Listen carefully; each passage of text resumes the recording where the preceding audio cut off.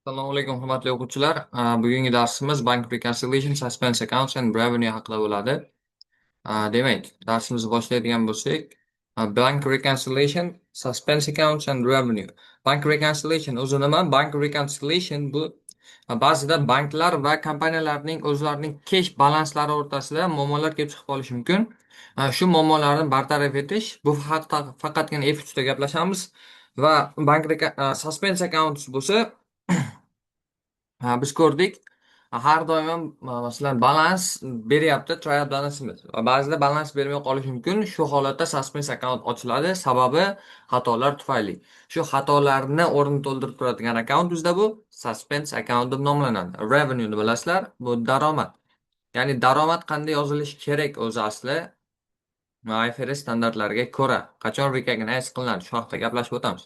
Demak, birinchi bo'lib bank reconciliation haqida gaplashadigan bo'lsak, the purpose to reconcile the difference between cash and bank ledger, bu haqida gaplashdik. Ya'ni xato kimdaligini aniqlab olish. Ya'ni oddiy praktikadan misol keltiradigan bo'lsak, bu asosan kompaniyalarga to'g'ri keladi. Term deposits deb ataladi. Banklarga yoki o'zi banklarni financial statementlarini ochib qaraydigan bo'lsak, customer accounts degan bo'limi bor. Financial positionda shu financial positionda ichidagi customer accounts bo'limini ham yaxshilab qaraydigan bo'lsang, YTTning ya'ni corporate accountsning term deposits bor, ya'ni vaqtlik qo'yib qo'yadi, xohlagan payt olib olishi mumkin. Ya'ni bu bank account hisoblanadi va bank asosan bundan paymentlar ham qilib turadi. Masalan, avtomatik qo'yib qo'ygan bo'lishi mumkin va bankka qanchadir pul berib turgan bo'lishi mumkin. Nimaga farq kelib chiqishi mumkin? Unrecorded items, ya'ni qaysidir akkaunt bankka nisbatan aytilmasdan, masalan, pul ketib qoldi, shu vaqtda masalan bank recognize qilmadi. Yoki timing difference. Masalan, qaysi bank o'zi uchun interest charge qildi, lekin kompaniya hali olib qolmagan. Yoki rentda masalan hisobi уже kelib qoldi, lekin hali kompaniya ulgurmagandi. Vaqt ikkovini ham recognize qilishdagi vaqtlar. Errors asosan banklar tomonidan qilingan yoki nima qilingan xatolar bu bank statementda, kompaniyani o'ziniki bo'lsa ledgerida to'g'rilanadi. Demak, xatolar turlari bor bizda. Update the ledger, adjust the cash balance, unrecorded items deyapti mana. Agar unrecorded items uchun shunchaki bank balansni ko'paytirib qo'y yoki kamaytirib qo'y bo'lishi mumkin. Bank statementdagi xatolarni gapiradigan bo'lsak, bular subtract outstanding yoki unpresented checks bo'ladi yoki outstanding lodgements bo'ladi. Nima degani unpresented checks? Bank pul to'lab, sizlar pul to'lab qo'ygansizlar, lekin hali bankka aytilmagan va bu bank o'zini balansidan ayirib qo'yish kerak. Outstanding uncleared lodgements bo'ladigan bo'lsa, bu depozitlar yoki dividendlar kelishi bank hali recognize qilib ulgurmagan. Bu bo'lsa bank akkauntga qo'shiladi. Va keyin bank ledgerdagi akkauntga teng bo'lishi shart. Qolgan hamma akkauntlar bular nimani muammosi hisoblanadi? Suppliers bank biznesning o'zini akkauntini. Masalan, hozir bizda hammasi ham berilmabdi, bitta ko'rib chiqsak bo'ladi. F3 Kaplan study text. Yana business errors bor edi bizda. Shu business errors haqida ko'proq gaplashib to'xtalib o'tamiz.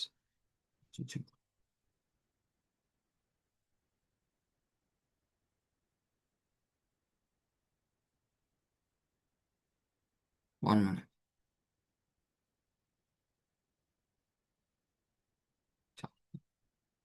O'n to'g'ri. Okay.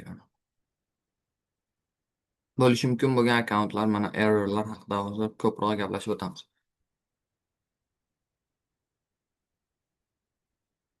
Biza control account reconciliations deyapti. Control account reconciliations bu deyapti hozir imtihonda tushmaydi va bu memorandum control accountlar bor, alohida ochilgan, shu haqida bo'ladi.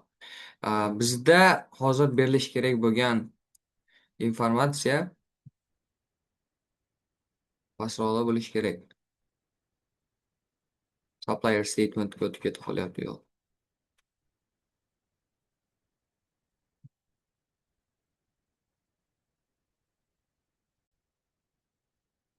Demak, davom etamiz. Masalan, bank charges, ya'ni bank o'zida turgan pul uchun, o'sha qilayotgan xizmat uchun charge qilyapti ledger accountni. Va bu cash balance kamaytirgani uchun bu cash account'i kreditlanadi. Direct debits yoki standing orders. Ya'ni direct debit degani nima degani desa, siz to'lashingiz bo'lgan summa mana. Debit bilan teskarima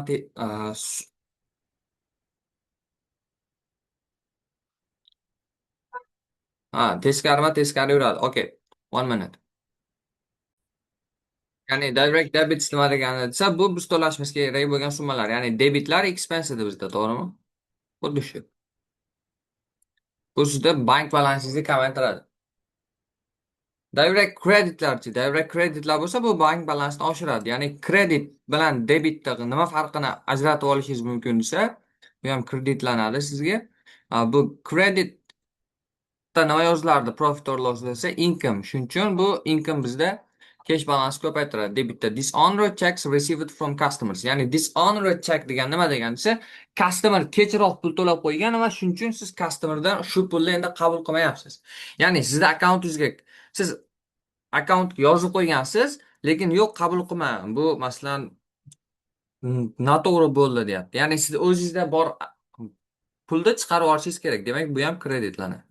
Bank interest received. Ya'ni bankda pulingiz turgani uchun siz interest olyapsiz. Bu nima bo'ladi desa, bu akkauntda debitlanadi. Chunki sizda bank account ko'payayapti. Demak, biz umumiy averlar haqida gapirib o'tdik. Endi ozgina T akkauntlar haqida to'xtalib o'tadigan bo'lsak, kompaniyada masalan T account bo'lishi mumkin. Shunday, bu ledger. Biz o'rgangan debitda demak credit, debitda demak cashimiz ko'payadi, kreditda bo'lsa kamayadi. Okay. Endi bank statement, ya'ni bankdagi akkauntdachi. Bu credit, bu debit. Endi cash balance qaysida ko'payadi desa, kreditda ko'payadi. Hozir nima uchunligini tushuntirib beraman. Nima uchun desa, siz bankka pul qo'yib qo'yganingizdan keyin bu pulni saqlash bankning majburiyatiga aylanib qoladi va shu sababdan sizlarning pullaring uni kredit tomonida, ya'ni liability sifatida qaralgani uchun bank statementda sizlarning balanslaring kreditda turadi. Va aytishim mumkin, bank statementdagi debit balans deb shunday chalg'ib qolmanglar, bu overdraft bo'ladi. Ya'ni minus balans bo'ladi, debit balans. Savollarda kelishi mumkin. Hozir ko'rsak ham bo'ladi. Bundan oldin gaplashganimiz bank statementdagi outstanding unpresented checks'ni ayirish kerak, uncleared lodgements'da qo'shish kerak. Ya'ni lodgement degani sizga income, check bo'lsa payment. Davom etamiz. Supplier statement reconciliation, bu bir xil correctly by comparing individuals payment. Payable ledger bilan sizda o'zingizdagi nimani receivables ledgerda solishtirishingiz mumkin. Receivables emas, purchasesda solishtirishingiz mumkin. Undagi receivable, sizdagi payable. Shu bunda muammoli narsa yo'q. Hozir misol ko'rib chiqamiz, har biriga ko'rsak bo'ladimi? Ha, bo'ladi. F A Kaplan. Okay. Problem. Bizda reconciliations mavzusi qayerda edi? Boshiga qaytaylik bir daqiqa. Reconciliation, bank reconciliations. Bank reconciliation 293-misoldan boshlangan ekan, 78-bet. Okay. Juda ham ko'p ish bor deguncha. 293 keldik mana. Masalan, 296-misolda aytyapti. The following bank reconciliation statement was inexperienced bookkeeper xato qilgan ekan, balance deyapti. Overdrawn bo'lsa, demak bu minusda turish kerak. Lodgementslarda qo'shib yuboryapti. Ya'ni overdrawn balance bu debitda turibdi. Lodgements ko'payayotgani uchun bu 38640 teskari ishlaydi. Ya'ni sizlarda minus 38640 yozib olsalaring bo'laveradi va qo'shasizlar keyin. nechini? 19.270. Bu xato chiqaryapti, ko'ryapsizlarmi? 38.640 ga qo'shib qo'yapti, lekin bu minusda bo'lishi kerak edi. Va unpresent checkni ayirib yuboryapti. Va ayirib yuborasiz. Unpresented checkni 14.000 necha? 260. Shunda bizda javob chiqadi. Hozir kalkulyatorga kirsak. Minus 38.640 qo'shilgan 19.270 ayrilgan 14.160 minus 33.000 nechidir? 630 overdrawn. Mana minus deydi balansimiz. Xuddi shu minusda 33.630. Menimcha tushunarli. Bu juda ham oson. Sal seryozniyroq misolga qaraylik. Mana bank reconciliation statement for Dallas is being prepared. Quyidagi informatsiya bor. Bank ledgerda qanday balans bo'ladi? Hamma necessary adjustments bo'lingandan keyin. Ya'ni bank ledger biz o'zimizning akkauntimiz haqida gapiryapti. Okay. Birinchisi bank charges of 250 have not been entered in the bank ledger account. Bu birinchisi nimaga tegishli? Bizga tegishli. Ya'ni bank statementda emas, ledger accountda to'g'rilanishi kerak. Debit, credit qancha ekan? Minus 350 ketyapti. Bank statement shows a debit balance of 200. Aha, ya'ni overdrawn bor bizda deyapti va bizda 1200 necha? $200 bu yoq overdrawn. Hop, qarab turaveraylikchi. Unpresented checks amount. Unpresented checks bizda qayerda adjustment qilinardi? Bank statementda. Shuning uchun bu bank ledgerga hech qanday correction qilinmaydi. A direct debit of 250 has not been recorded in the ledger accounts. Direct debit bizda expense'da 250 yana kreditga yozib qo'yamiz. Bank error has resulted. Bank error biz ishimiz yo'q. Checks received but not yet banked amount to 890. Ya'ni biz receive qilganmiz direct kreditlar, lekin hali qo'ymabmiz 890lik. Demak, bizda 200 balans bor edi, o'zi minusda. Boshlang'ich. Yana ayiramiz undan 350. Kelinglar boshqacha qilamiz. 200 plus 350 plus necha yana oxirida bizga keldi 250. Kredit tomonimiz demak 800 ga teng ekan. Bu yoqchi. Has written a check for debited to Dallas account instead of Dynasty's account. Bank keyingisi bu yoqda 890 bor debitda. Bank statement show the debit balance. Bizda bor edi minus 200 boshida, keyin ayirdik 250, 250. Yaxshi 97 da chiqish kerak, lekin biz 90 chiqish kerak. Qayerda adashib ketdik? 1 minute. After all necessary adjustments. 30-iyun 2500. Biz menimcha sanaga e'tibor bermay qoldik hozir bu yoqda, lekin sana ham yo'q. Checks received but not yet banked. Ya'ni pul olgan ekanmiz, lekin hali bankka qo'yilmadi, deyaptimi? 890. Okay. A direct debit of 250 has not been recorded in the ledger accounts. To'g'ri qildik buni. The bank statement shows a debit balance overdrawn. Bank charges. Eng yomon ko'rgan mavzuyim. Bank reconciliation. Ledger account, debit, credit. Demak, the bank statement shows. Okay. 200 bu yoqda bor ekan. Brought forward. Aha, bank charges of 250 have not been entered in the bank ledger account. Qaranglar. Bizda bank ledger accountdagi balans hamma necessary adjustmentsdan keyin.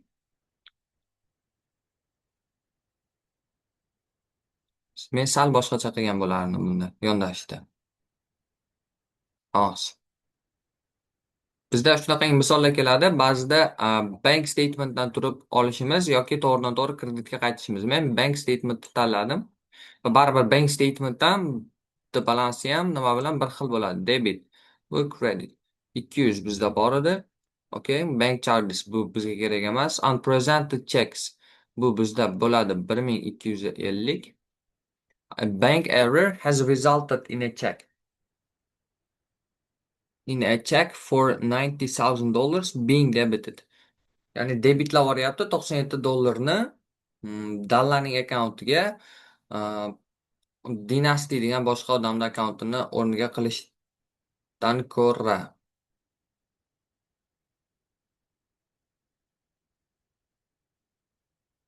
Mana shu akkauntdan hozir lodgement bo'lishi kerak. Bu 890 bankka tegishli. Ya'ni biz cheklar olganmiz, lekin hali bankka o'tkazilmadi. Bank plyus qilolmay qoldi. Tarjimada xato ketdi. 890 bu yoqda.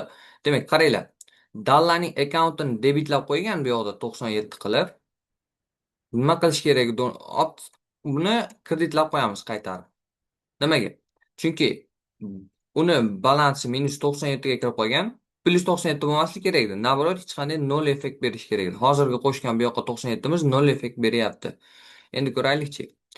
1250 qo'shilgan 200 ayrilgan 890 ayrilgan 97 463 nima balans desa kredit balans mana. Nima uchun kredit balans? Chunki bu bizda carried forward bu yoqda bo'lishi kerak edi. Necha? 463. 463 kreditdagi carried forward bizga debitda brought forward bo'lib o'tadi. Nima bo'lib o'tadi? 463. Debit balansimiz bizdagi bank statementdagi bu kredit balansga to'g'ri keladi.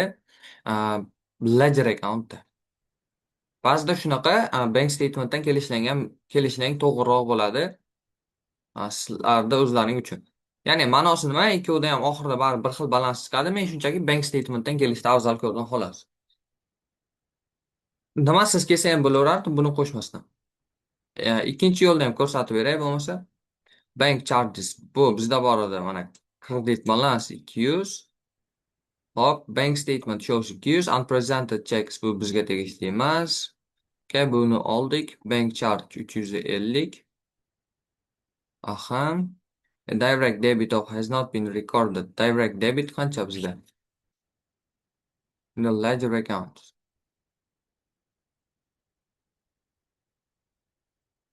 150. Bu bizda 97 being debited to accounts. Bank error bizga tegishli emas va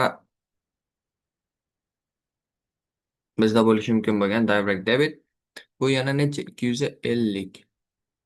Okay?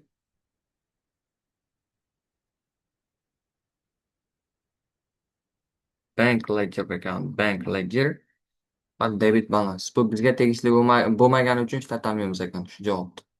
Faqat bank bo'yicha kelar ekanmiz xolos. Ikkita yo'l yo'q ekan bu misolda ishlashda. Demak, shunday juda boshi og'riq mavzu va shuning uchun ham imtihonda ko'p tushadi. Sizlar qilishlaring kerak bo'lgan asosiy narsa shu error type'larni qayerda kuzatilishini shunchaki yodlab olish. Yodlab olish emas, tushunish ko'proq yordam beradi. Trial balance'da bizda errorlar bor. Ba'zi bir trial balance errorlar shu debit bilan kredit agree bo'lmay qoladi. Shu holatda bizda suspense account ochiladi. Ya'ni debit bilan kredit bir-biriga teng bo'lmay qolgan holatda tenglashtirish uchun biz suspense accountni vaqtinchalik ochamiz.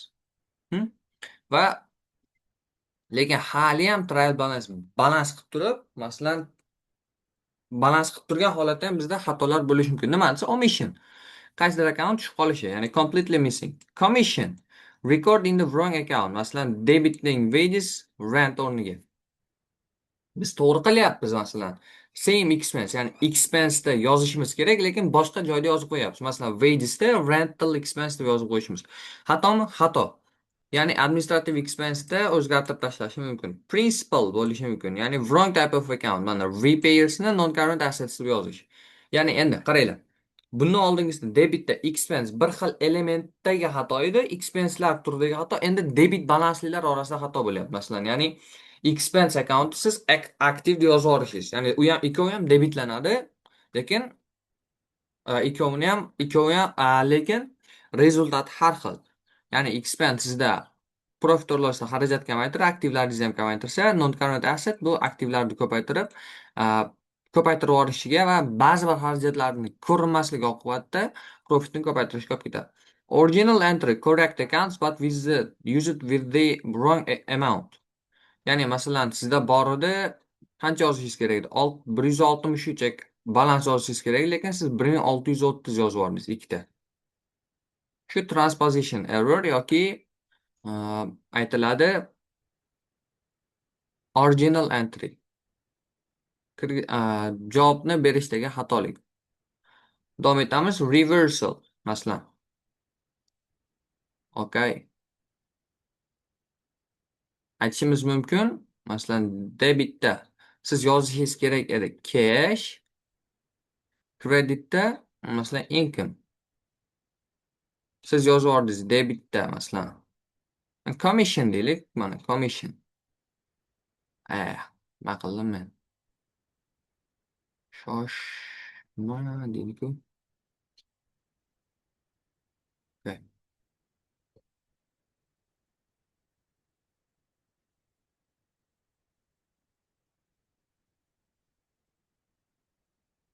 Demak, biz yozishimiz kerak edi debitda rent expense, rent kreditda masalan cash.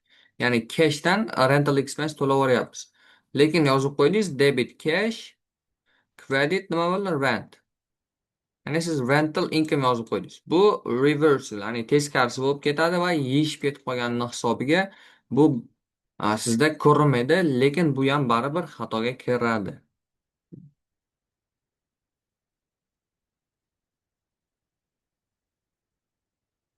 Demak, davom etamiz.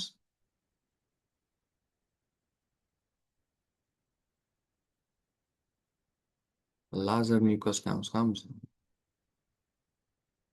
Suspense accountlar, temporary account bu haqida gaplashdik. Errorlar bizni profitimizda yo ko'paytirishi mumkin yoki kamaytirishi mumkin. Bunga errorning typiga qarab.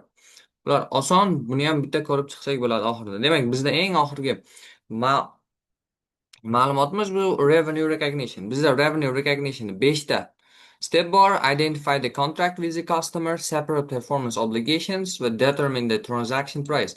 Ya'ni birinchi bo'lib nima qilasizlar desa, kontrakt tuzamiz va kontraktdan keyin biz o'zimiz qilishimiz kerak bo'lgan majburiyatlarga kelishib olamiz. Masalan, sen pul berasan, men yetkazib beraman, masalan, shu haqda.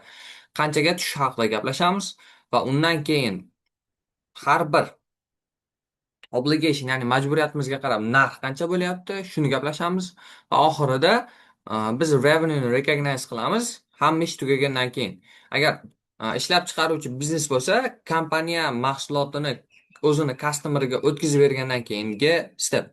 Va bizda revenue va commission income bor. Revenue bo'lish kerak, exclude qilish kerak sales taxni, ya'ni sales taxni revenue'ga qo'shib olmaslik kerak. Va agent sifatida agar, ya'ni o'rtada turib berayotgan bo'lsa, behalf of the someone bo'lsa, komissiyasi bu revenue sifatida yozilmasligi kerak deydi. Ko'pincha shunday xatolar beradi. Masalan, xo'sh, aytadi, masalan, someone is agent, is working as an agent.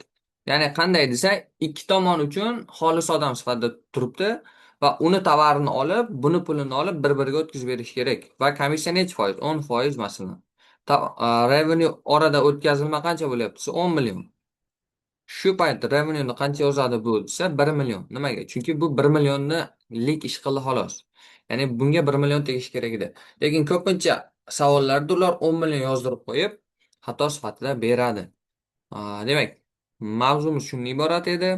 Hozir agar birorta suspense account bormi? Xo'sh, kelish kerak shu joylardan. Mana okey, trial balance mana bor. Had the following year-end adjustments, closing inventory to be recorded, to be charged on assets which had a cost in irrecoverable debt was written off. Net assets. Bu adjustmentlar haqida ekan. Oson, muammosi yo'q sizlarga buni. The following is an extract of trial balance, the policy of business charge depreciation. Demak, this depreciation charge on the statement of profit or loss for the year ended 31st December 2006 and 7. Depreciation charge qancha shu joyda deyapti. Biz straight line balance da urarkanmiz. Bu ham oson, bizga kerak nima? Sizlarga okey, mana correction of errors haqida ekan. Draft statement of profit or loss tuzildi deyapti. Profit year 65.800 ko'rsatyapti, lekin quyidagi errorlar bor ekan.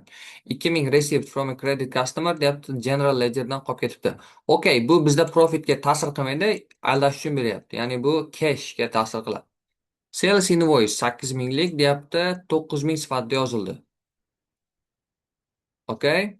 Tourist supplier invoice for IT service incorrectly posted to the depreciation charge general ledger account. Ya'ni economic expense biz prosta kamaytirib qo'yishimiz kerak edi. 8 minglik sales invoice yozib yuborganmiz. Revenue 8000 yozganmiz. Va oqibatda bizga 65800 qandaydir profit kelib chiqyapti. Yana boshqa invoicelarimiz oqibatida. Lekin biz o'zi aslida 8000lik invoice'da 9000 yozib yuborganmiz. Ya'ni over profitimizni 1000 ko'paytiryapmiz, 64800. Okey, nimaga men birinchisi va uchinchisiga e'tibor beraman? Birinchisida aytyapti, kredit customerdan kelayotgan 2000 dollarlik general ledgerdan tushib qolyapti. Ya'ni biz kreditga tovar sotib bo'lganmizmi? Ha, uni orqasidan biz profit recognize qilib bo'lganmiz. Endi keladigan puli qiziq emas. Shuning uchun biz 2000 olib tashladik. Endi 400lik IT serviceschi, ya'ni IT servisga berayotgan 400 dollarimizni biz depreciation charge'da beraverganmiz.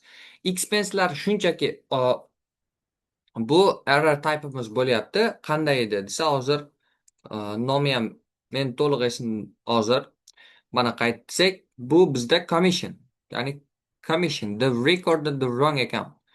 Mana. Ya'ni bir xil elementda xato qilish, lekin boshqa akkauntda bu commission error type'imiz bo'lyapti. Va bu ham error hech qanday ta'sir qilmaydi. Expense deb yozib yuborganmiz, bo'ldi.